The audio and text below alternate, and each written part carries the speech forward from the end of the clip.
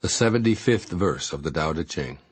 Quote, "When taxes are too high, people go hungry. When the government is too intrusive, people lose their spirit. Act for the people's benefit. Trust them. Leave them alone." Unquote. Living by demanding little. This verse was intended to help the ruling classes and the nobility manage the realm. Understand that during the Warring States period in ancient China, rulers used onerous methods to impose order on the masses. They tended to keep all of the tax money that was collected from the people for themselves, flaunting their good fortune in the faces of the impoverished. Those who were overtaxed and overburdened would lose their spirit and sense of loyalty, and ultimately rebel against the laws imposed upon them.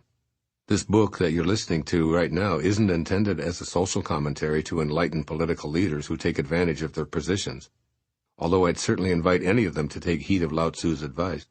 Rather, I wrote this book to help you apply the inherent wisdom in each of the 81 verses of the Tao Te Ching. So you're invited to change the way you look at assisting others to stay inspired and have contented and peaceful lives. You may believe that demanding more from those in your charge, such as your children or co-workers, creates more productivity.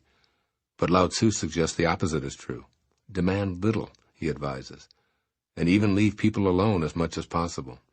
And the imposition of excessive taxation on the masses can have an analogous component for you to consider when it comes to how you treat those you're responsible for leading. Government officials often vote to raise more and more money for pet projects and even their own personal benefits simply because they have the authority to do so. Since they're in charge of lawmaking, they write rules that allow them to be abusive toward the very people who pay their salaries and provide them with all of their benefits.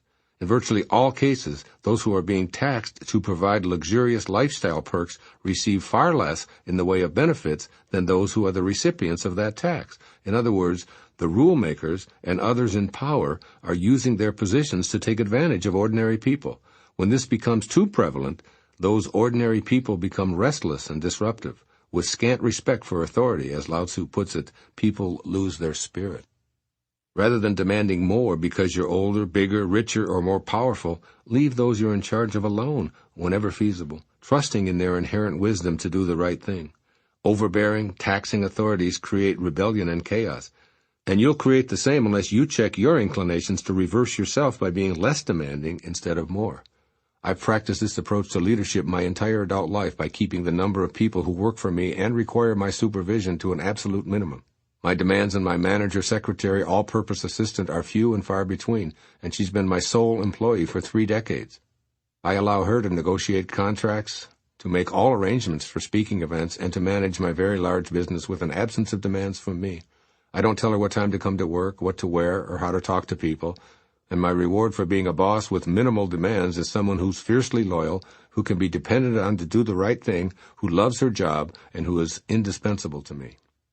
I behave the same way toward my editor, who has also been with me for 30-plus years.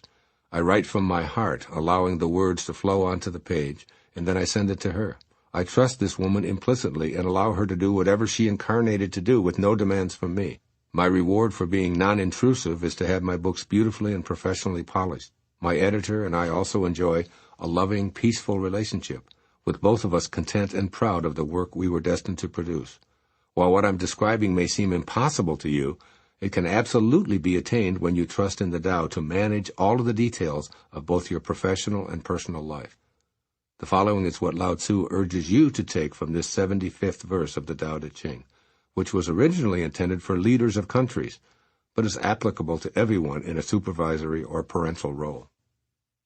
First, don't overtax yourself. Lao Tzu's reminder that excessive taxation will lead to a loss of spirit applies to you as well. If you weigh yourself down with excessive demands, you'll wear yourself out or develop symptoms of depression, anxiety, worry, heart disease, or any number of physical ailments. Give yourself a break from self-imposed pressures that burden you, allowing yourself plenty of free time to commune with nature, to play with your children, to read, to see a movie, or to just do nothing. And secondly, trust those you're entrusted to lead. Don't continually monitor those you're responsible for raising or supervising. Instead, develop a trust in your less experienced charges. They must be allowed to use their own minds, for they also have a destiny to fulfill that's orchestrated by the Tao. So demand less and encourage more, and as much as you can, allowing them to pursue their own excellence and happiness. Your trust will lead to their trusting themselves and the wisdom that created them. Do the Tao now. Take a break from all that occupies your mind, including your responsibilities. Even if it's only for 15 minutes, clear your mind, empty your demands file, and allow yourself the freedom that comes with being less exacting. When you complete this, do the same with your children or someone who reports to you at work. Put your arm around them and ask them to go for a brief walk, just doing nothing but being together in nature. Then let them return to their responsibilities at their own pace. If you're thinking that your child or employee needs an imperious overseer, perhaps they've become that way because you haven't trusted them to be self-reliant.